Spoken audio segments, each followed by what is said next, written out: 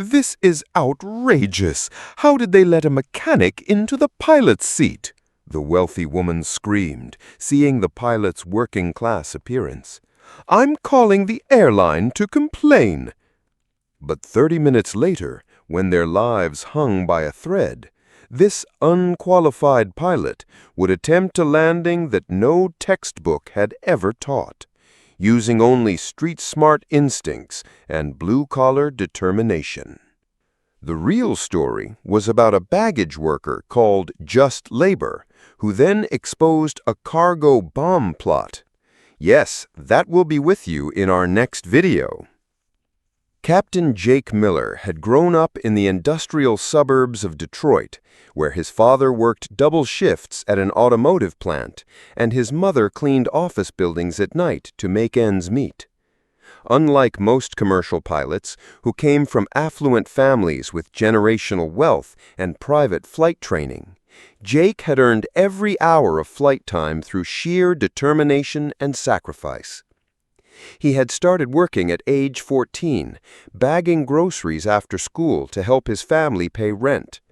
While his classmates from wealthy families were taking flying lessons at exclusive aviation academies, Jake was washing dishes at a local diner and dreaming of somehow making it into the cockpit of a commercial airliner.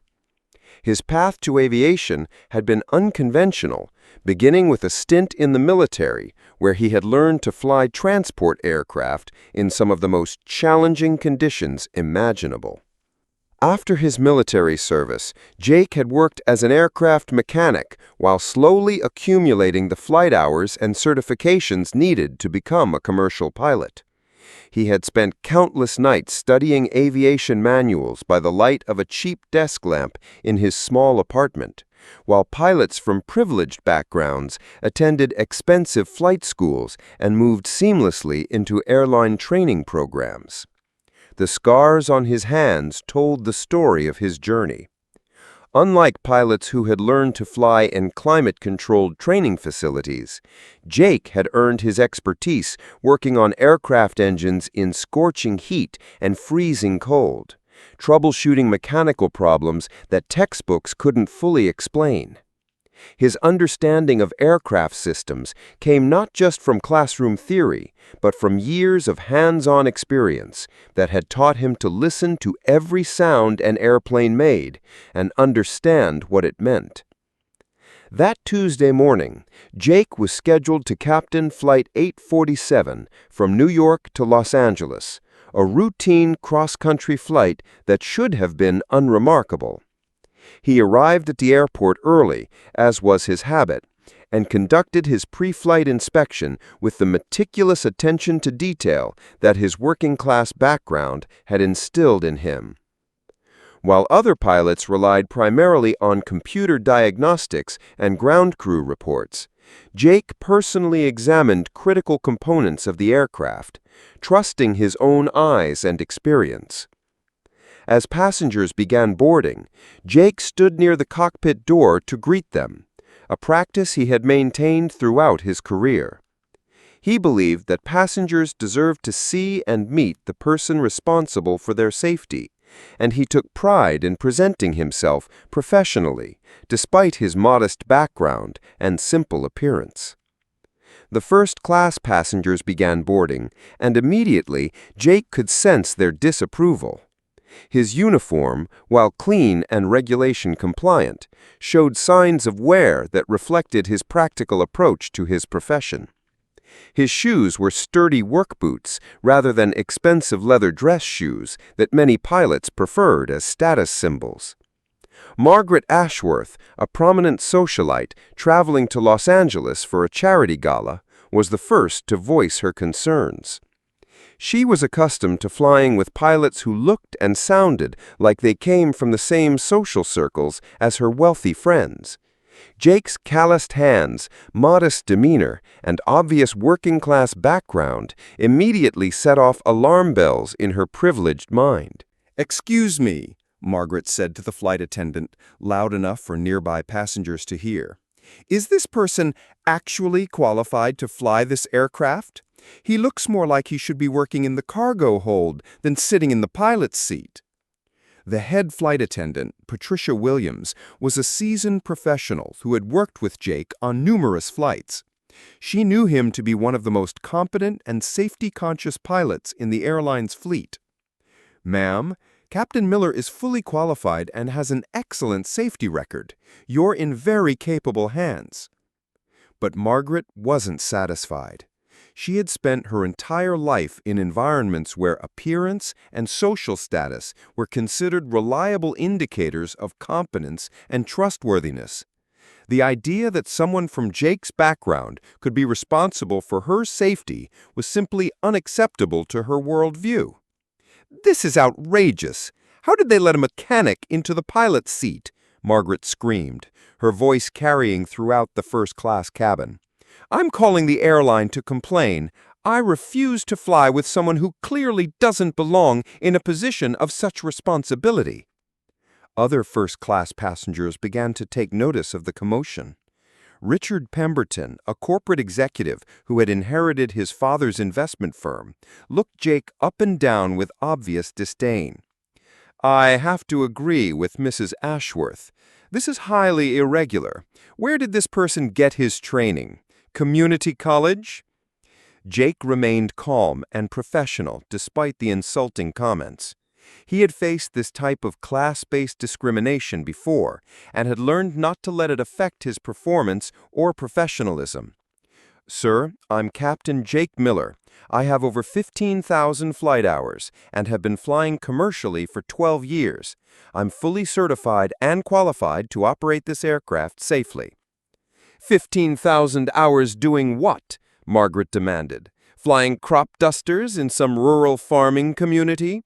I've been flying first class for 30 years, and I've never seen a pilot who looked like he just walked off a construction site." The comments were attracting attention from passengers throughout the aircraft. Some seemed amused by the confrontation, while others appeared uncomfortable with the obvious class-based prejudice being displayed. A few passengers were recording the interaction with their phones, sensing that something significant was developing. Jake's co-pilot, First Officer Sarah Chen, emerged from the cockpit to support her captain. Sarah came from a more traditional aviation background, having attended an expensive flight school and worked her way up through regional airlines. But she had flown with Jake numerous times and had tremendous respect for his skills and knowledge. "Ladies and gentlemen, I can assure you that Captain Miller is one of the most experienced and capable pilots you'll ever fly with," Sarah announced to the cabin. "His knowledge of aircraft systems and safety procedures is exceptional, and I'm honored to serve as his first officer." But the damage was already done. Margaret had succeeded in planting seeds of doubt about Jake's qualifications, and other first-class passengers were beginning to voice their own concerns. The atmosphere in the cabin had become tense and confrontational, with passengers choosing sides based largely on their own social and economic backgrounds. "I want to speak to a supervisor," demanded Charles Worthington, a real estate developer who owned properties in several major cities. "This airline has clearly made a mistake in crew assignments. We need a proper pilot, someone with appropriate credentials and background." Jake made a decision that would prove crucial in the hours ahead. Rather than engaging in a defensive argument about his qualifications, he chose to focus on his primary responsibility, ensuring the safety of everyone on board. He returned to the cockpit to complete his pre-flight preparations, trusting that his performance would speak louder than his appearance. As the aircraft pushed back from the gate and began taxiing toward the runway, the complaints from first-class passengers continued. Margaret Ashworth was on her phone with the airline's customer service department, demanding that the flight be returned to the gate so that a qualified pilot could take over. Other passengers were threatening to file formal complaints and demanding compensation for the substandard service. Flight 847 took off on schedule, climbing smoothly into the morning sky above New York. For the first hour of the flight, everything proceeded normally. Jake's flying was smooth and professional, and even some of the complaining passengers began to relax as the aircraft maintained its course toward Los Angeles. But Jake's working-class background had taught him to remain vigilant and never assume that everything would continue to go smoothly. His years of hands-on mechanical experience had given him an intuitive understanding of aircraft systems that went beyond what was taught in traditional pilot training programs. He could sense subtle changes in engine performance, recognize unusual vibrations, and interpret warning signs that might be missed by pilots with more formal but less practical training. About 90 minutes into the flight, while cruising at 35,000 feet over the Midwest, Jake began to notice subtle changes in the aircraft's behavior. The autopilot was making minor corrections more frequently than normal, and there was a barely perceptible vibration in the control surfaces that suggested something was affecting the aircraft's aerodynamics. Jake began monitoring the aircraft's systems more closely, using both the sophisticated electronic displays and his own sensory observations. His years of hands-on mechanical experience had taught him that computers could sometimes miss problems that human senses could detect, especially in the early stages of system failures. "Sarah, are you noticing anything unusual about the aircraft's handling characteristics?" Jake asked his first officer.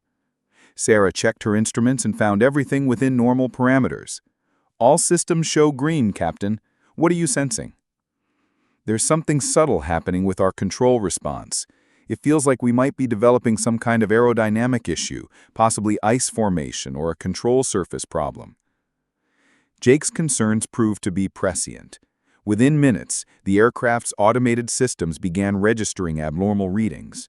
The flight management computer indicated that the aircraft was requiring more engine power than normal to maintain altitude and airspeed, suggesting increased drag from an unknown source. As Jake investigated further, he discovered that ice was beginning to form on the aircraft's wings and control surfaces, despite the anti-icing systems operating normally. The atmospheric conditions they were flying through were creating a type of ice formation that the aircraft's automated systems weren't designed to handle effectively.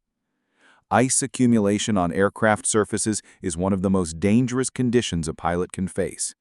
It changes the aircraft's aerodynamics, increases weight, and can cause loss of control if not addressed quickly and properly. Traditional pilot training covers ice-related emergencies, but the specific conditions Flight 847 was encountering required the kind of practical problem-solving skills that Jake had developed through years of hands-on experience. In the passenger cabin, the wealthy first-class passengers were unaware of the developing crisis. They continued to complain about Jake's appearance and background, with some demanding to speak with airline supervisors on landing. But Margaret Ashworth was composing an angry letter on her laptop, detailing her outrage at being forced to fly with an unqualified pilot. But Jake was entirely focused on the growing emergency.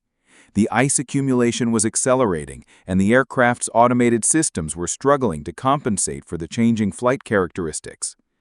Traditional procedures called for requesting a lower altitude, where temperatures would be warmer and ice would melt, but air traffic control was reporting that lower altitudes were filled with severe thunderstorms that would present even greater dangers. Jake realized that he was facing a situation that required innovative thinking and practical problem-solving skills rather than strict adherence to standard procedures.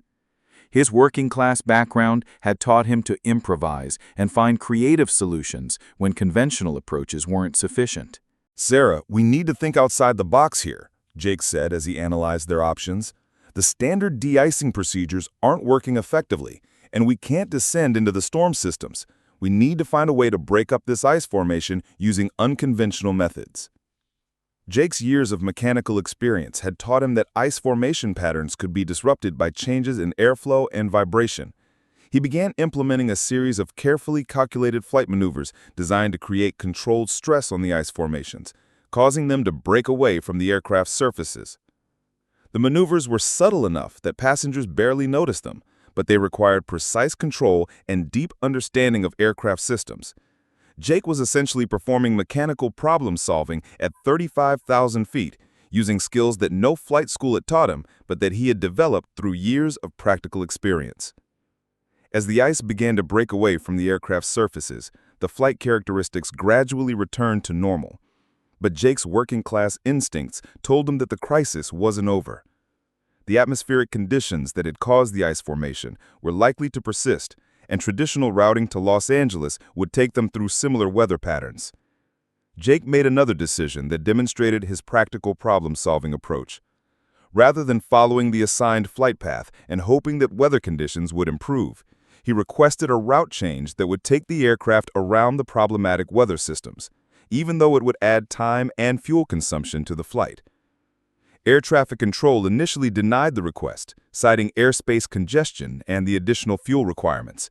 But Jake persisted, explaining that the aircraft had encountered severe icing conditions that could recur if they continued on the original route. His detailed technical explanation and obvious expertise convinced the controllers to approve the route change. In the first-class cabin, passengers noticed that the aircraft had changed direction and was no longer flying directly toward Los Angeles. Margaret Ashworth immediately assumed that the incompetent pilot had made a navigation error and was flying them off course. "This is exactly what I was afraid of," Margaret announced loudly. "He doesn't know what he's doing. We're flying in completely the wrong direction. I demand that someone contact air traffic control and get us a real pilot."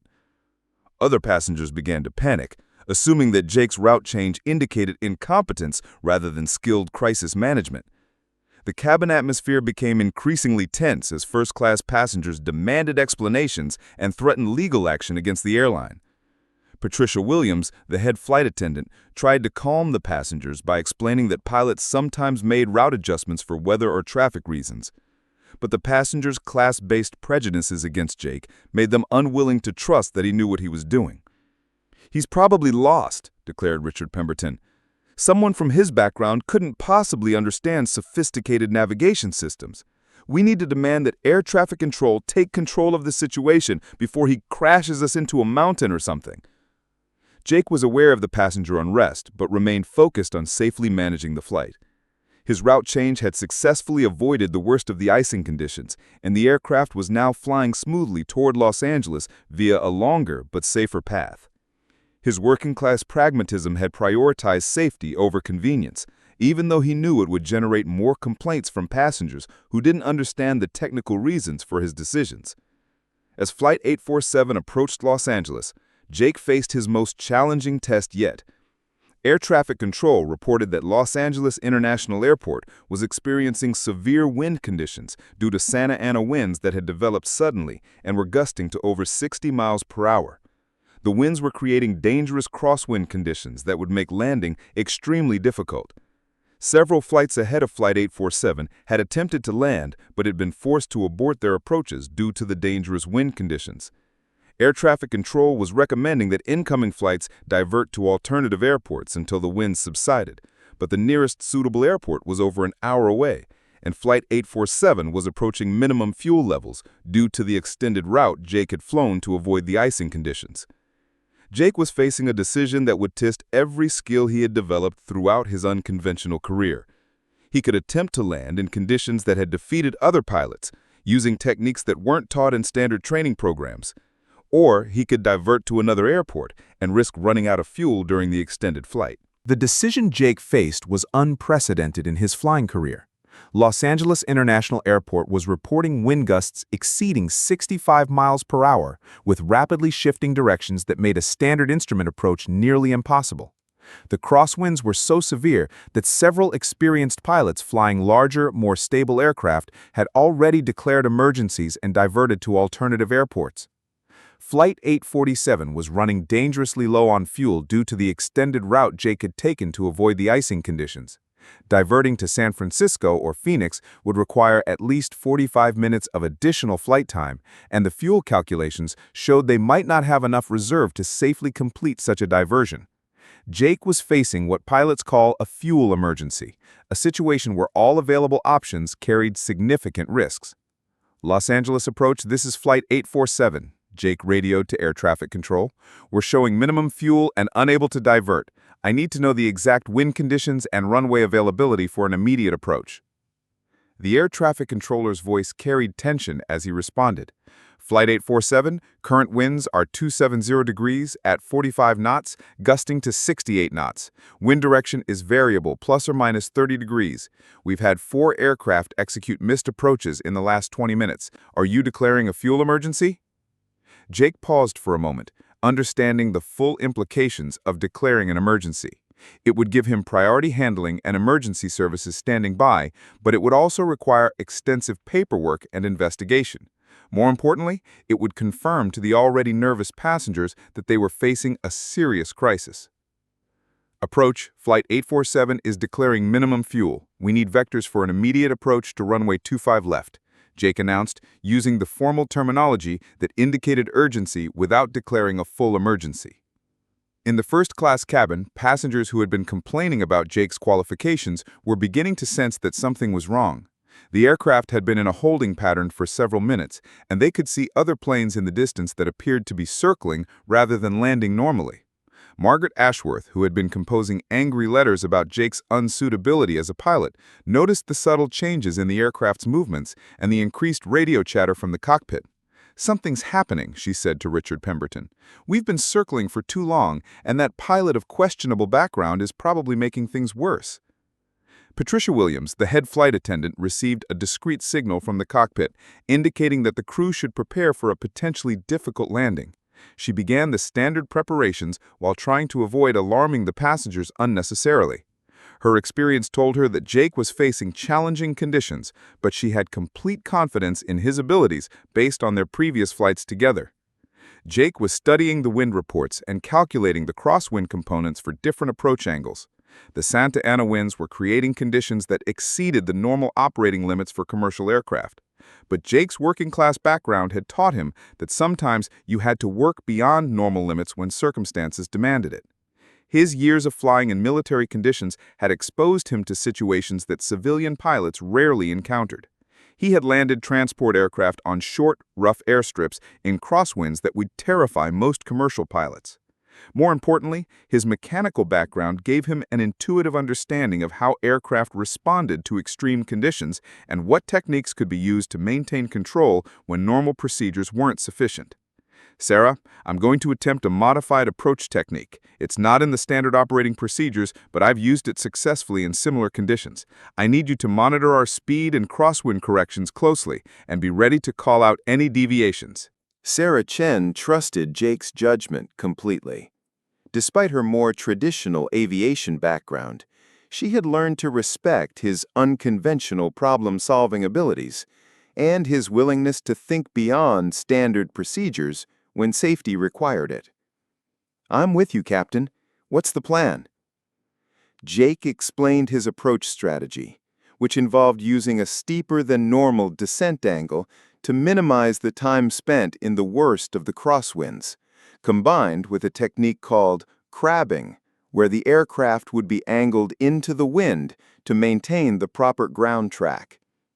At the last moment before touchdown, he would need to use rudder and aileron inputs to align the aircraft with the runway while compensating for the crosswind. The technique was legal and safe, but it required precise timing and exceptional skill to execute properly. Most commercial pilots would not attempt such an approach except in true emergency conditions, but Jake's practical experience had taught him that sometimes unconventional methods were the safest option available. As Flight 847 began its final approach to Los Angeles International Airport, the passengers could feel the aircraft being buffeted by the strong winds.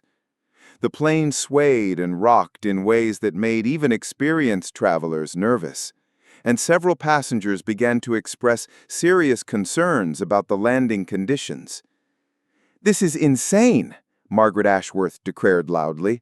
"No competent pilot would attempt to land in these conditions. That working-class amateur is going to get us all killed because he doesn't have the sense to divert to another airport." Her panic began to spread to other passengers who could see through the windows that the aircraft was approaching the runway at an unusual angle. The crosswind was so strong that Jake had to point the nose of the aircraft significantly to the left of the runway centerline to maintain the proper approach path. creating the illusion that they were about to land sideways. Richard Pemberton was gripping his armrests so tightly that his knuckles had turned white. I knew we should have demanded a different pilot. Someone with proper training would never put passengers at risk like this. We should have refused to fly with him. But Jake was completely focused on the precise control inputs required to safely complete the approach. His working-class background had taught him to remain calm under pressure and to trust his skills even when others doubted them. The aircraft was responding exactly as he expected, and his years of experience told him that the landing was entirely achievable despite the challenging conditions. 500 feet, Sarah called out, monitoring their altitude above the ground. Speed is good, crosswind correction is holding steady. Jake could see the runway approaching rapidly, with the crosswind trying to push the aircraft off the center line. He made continuous small adjustments to the controls, using techniques he had learned through practical experience rather than classroom instruction. His hands moved with the confidence of someone who had earned his skills through years of challenging flying rather than classroom instruction. 100 feet, Sarah announced. Looking good, Captain. At 50 feet above the runway, Jake began the critical phase of the landing. He needed to transition from the crabbed approach angle to straight alignment with the runway, while simultaneously compensating for the crosswind that was trying to push the aircraft sideways. The technique required split-second timing and precise control that few pilots could execute under such extreme conditions. Jake applied right rudder to point the aircraft's nose down the runway centerline, while simultaneously using left aileron to prevent the wind from lifting the upwind wing. The aircraft touched down firmly but smoothly, with all three landing gear making contact simultaneously, despite the challenging crosswind conditions. As the aircraft rolled down the runway, Jake applied careful braking and steering inputs to maintain directional control in the gusting winds. The landing had been technically perfect, executed with a level of skill that would have impressed even the most experienced airline instructors. In the passenger cabin, the successful landing was met with applause from many passengers who recognized that they had just witnessed exceptional flying. But the wealthy first-class passengers who had spent the flight criticizing Jake were faced with the uncomfortable realization that their prejudices had been completely wrong. Margaret Ashworth sat in stunned silence as the aircraft taxied safely to the gate. The unqualified pilot she had been denouncing had just completed one of the most skillful landings she had ever experienced, successfully bringing them safely to their destination despite conditions that had defeated other pilots. As the aircraft came to a stop at the gate, Patricia Williams made an announcement over the public address system. "Ladies and gentlemen, welcome to Los Angeles. I want you to know that Captain Miller has just completed an exceptional approach and landing in very challenging weather conditions. His skill and professionalism ensured your safety throughout this flight." The announcement prompted another round of applause from passengers throughout the aircraft, but the wealthy first-class passengers who had been so vocal in their criticism remained subdued. They were beginning to understand that their class-based assumptions about Jake's competence had been not only wrong, but potentially dangerous to their own safety. Jake completed his post-flight duties with the same methodical attention to detail that characterized all aspects of his flying. He reviewed the flight data, completed the required paperwork, and briefed the maintenance crew about the icing conditions they had encountered. His working-class work ethic meant that he never considered a flight complete until all safety and documentation requirements had been fulfilled. As passengers began disembarking, many stopped to thank Jake personally for the safe flight and skillful landing. Business travelers who had flown extensively recognized that they had witnessed exceptional flying, and several asked for his name so they could write commendation letters to the airline. But the first-class passengers who had been most critical of Jake faced a difficult choice. They could acknowledge that their prejudices had been wrong and apologize for their behavior, or they could maintain their class-based biases despite clear evidence of Jake's exceptional competence. Margaret Ashworth was the first to approach Jake as she prepared to leave the aircraft. Her earlier arrogance had been replaced by obvious discomfort and what appeared to be genuine remorse. "Captain Miller, I owe you an apology. My comments during boarding were inappropriate and unfair. You've just demonstrated exceptional skill, and I was wrong to question your qualifications." Jake accepted her apology with the same grace and professionalism he had maintained throughout the flight. "Thank you, Mrs. Ashworth. I understand that appearances can sometimes be misleading. What matters is that everyone arrived safely." Richard Pemberton was less willing to directly acknowledge his prejudiced behavior, but he did approach Jake with obvious respect. "Captain, that was remarkable flying. I've flown commercially for 30 years, and I've never experienced such skillful handling of difficult conditions." Other first-class passengers followed with similar expressions of gratitude and respect. The dramatic contrast between their initial class-based prejudices and Jake's demonstrated competence had forced them to confront their own biases in ways that few experiences could achieve. As the aircraft emptied, Sarah Chen remained in the cockpit with Jake to complete the final paperwork and debrief the flight. "Captain, that approach was textbook perfect. I don't think I've ever seen crosswind technique executed that precisely under such extreme conditions." Jake's response reflected the modesty that his working-class background had instilled in him. "The aircraft did all the work, Sarah. I just tried to stay out of its way and let my training take over." But Sarah knew better. She had flown with many pilots from elite aviation backgrounds, and few of them possessed Jake's combination of technical skill, practical problem-solving ability, and grace under pressure. His unconventional path to the cockpit gave him capabilities that traditional training programs couldn't replicate. The flight crew's post-flight discussion was interrupted by the arrival of Captain Robert Hayes, the airline's chief pilot for the Los Angeles base. He had been monitoring the difficult weather conditions and had heard reports of Jake's exceptional approach and landing from air traffic control.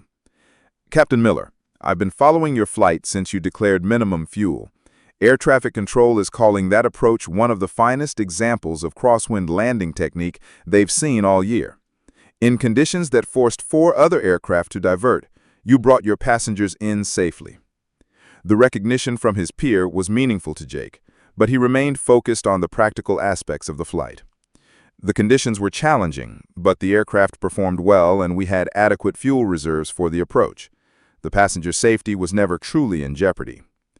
Captain Hayes smiled at Jake's modest response. "That's exactly the kind of attitude and skill we want in our senior pilots. I'm recommending you for our advanced weather flying instructor program. We need pilots who can teach others how to handle conditions like you face today." The offer represented a significant career advancement for Jake, involving additional training and responsibility that would position him for promotion to chief pilot positions. It was recognition that his unconventional background and practical skills were valuable assets that the airline wanted to cultivate and share with other pilots. As Jake gathered his flight bag and prepared to leave the aircraft, he reflected on the events of the day. The class-based prejudice he had faced from passengers was unfortunately familiar, but the successful completion of a challenging flight had once again demonstrated that competence and character were more important than social background or appearance. The incident would be written up in the airline's safety newsletter as an example of excellent crew resource management and flying skill under adverse conditions.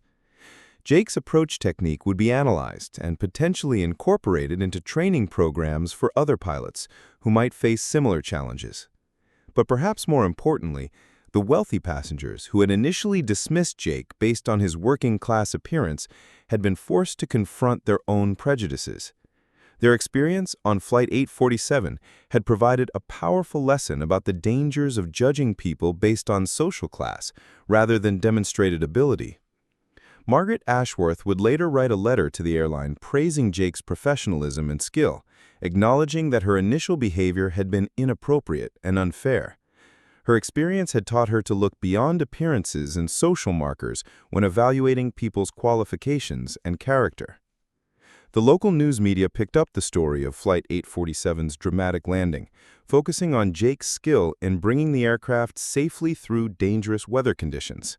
The coverage portrayed him as a hero pilot whose expertise had prevented a potential disaster. Though Jake himself avoided the publicity and preferred to focus on his regular flying duties.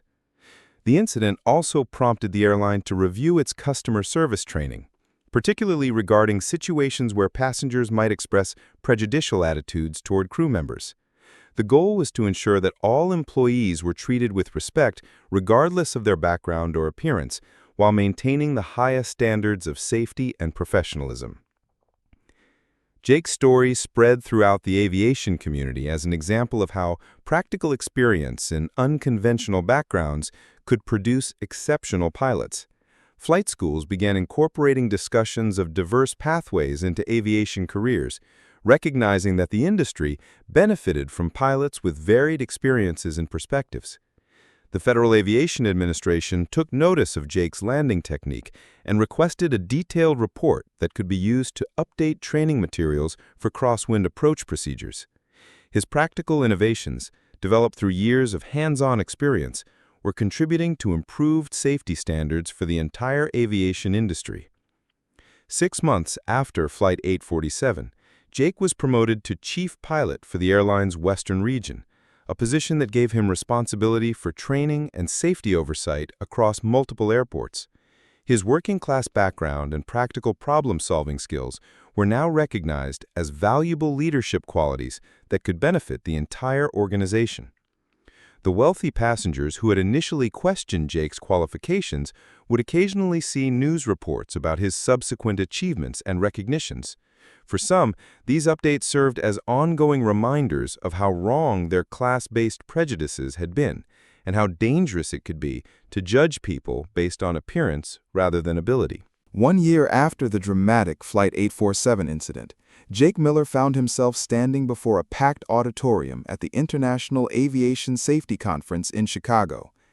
As the keynote speaker, he was addressing an audience of airline executives, flight instructors, and aviation safety experts from around the world. The irony wasn't lost on him that many of these same industry leaders might have once shared the class-based prejudices that had nearly prevented him from pursuing his aviation career. "Ladies and gentlemen," Jake began, his voice carrying the same calm confidence that had guided Flight 847 through its crisis. "I want to talk about a dangerous assumption that pervades our industry, the belief that competence can be determined by appearance, background, or social status, rather than demonstrated skill and performance." The audience listened intently as Jake recounted the events of that turbulent flight to Los Angeles.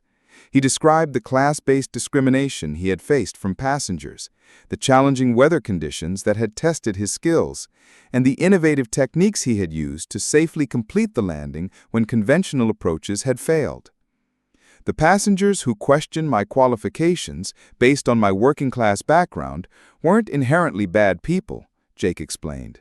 "They were operating from deeply ingrained social biases that told them competence looked a certain way, came from certain backgrounds, and presented itself in certain manners. But aviation safety cannot afford such prejudices." Dr. Sarah Martinez, the conference moderator and a respected aviation psychologist, nodded appreciatively. "Captain Miller, your experience highlights a critical issue in our industry. How do we ensure that qualified individuals from diverse backgrounds are not only hired, but also respected and trusted by the people whose lives depend on their skills?" Jake's response drew from both his personal experience and his observations as a chief pilot responsible for training and development. "The answer lies in changing how we define and recognize expertise.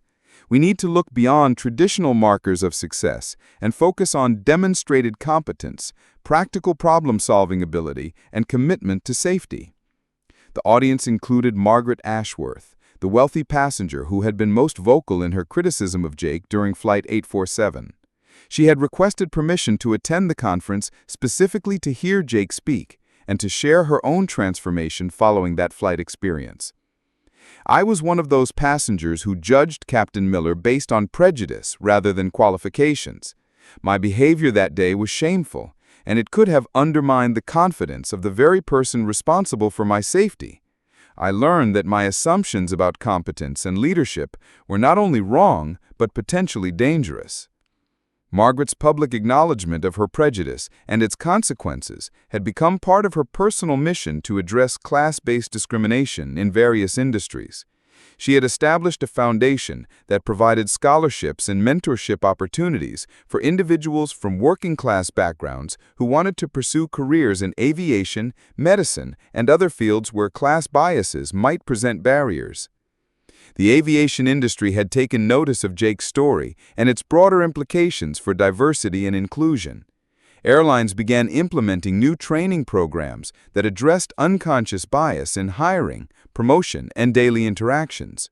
The goal was to ensure that qualified individuals weren't overlooked or undermined because they didn't fit traditional expectations about appearance or background.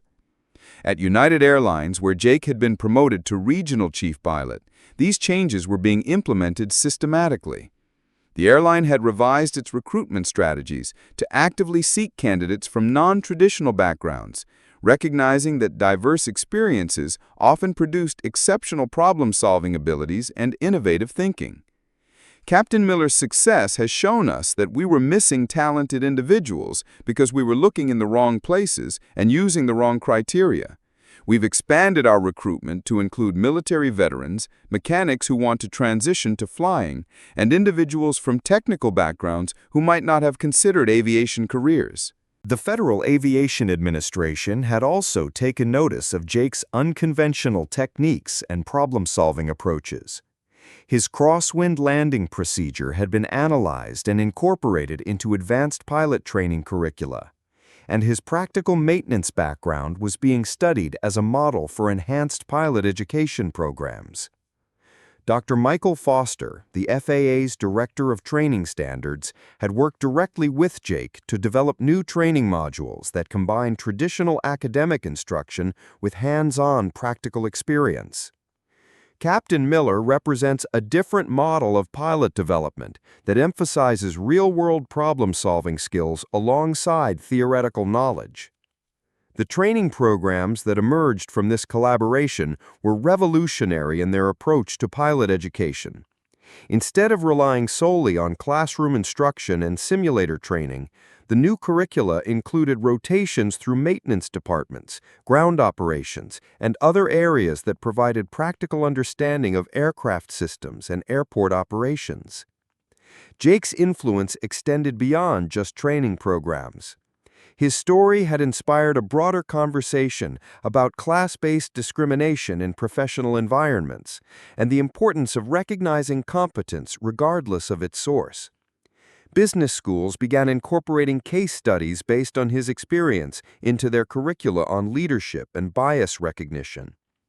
At Harvard Business School, Professor Elizabeth Chen used Jake's story to illustrate how unconscious bias could undermine organizational effectiveness and safety.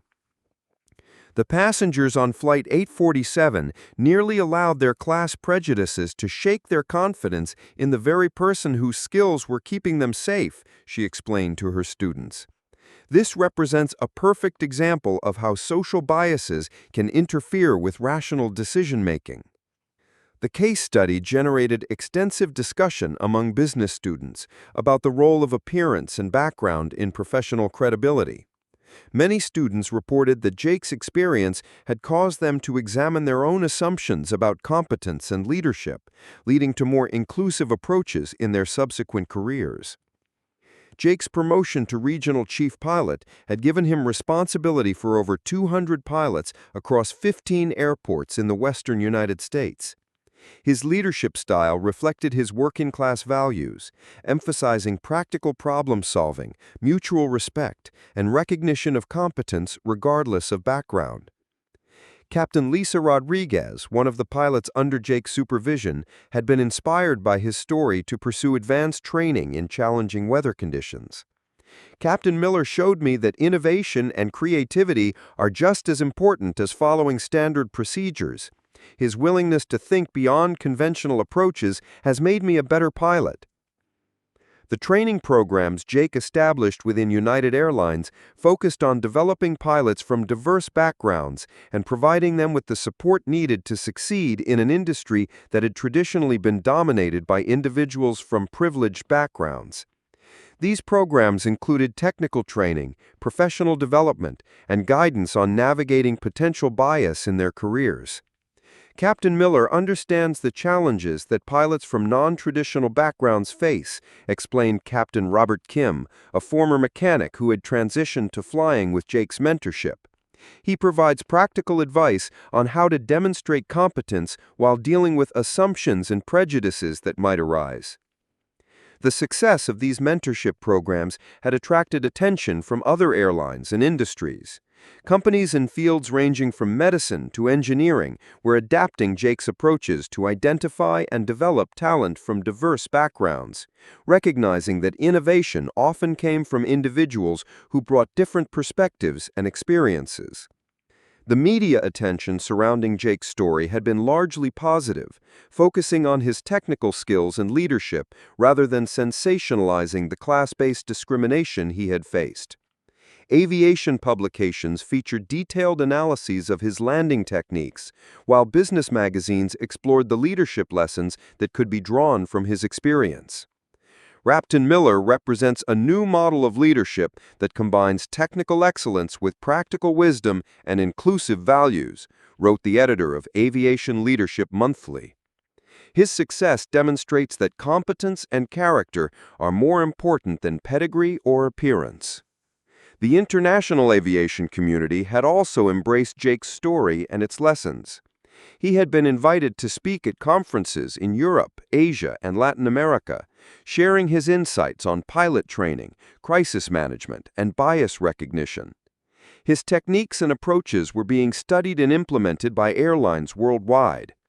At the European Aviation Safety Conference in London, Jake addressed an audience of over 1,000 aviation professionals from 37 countries.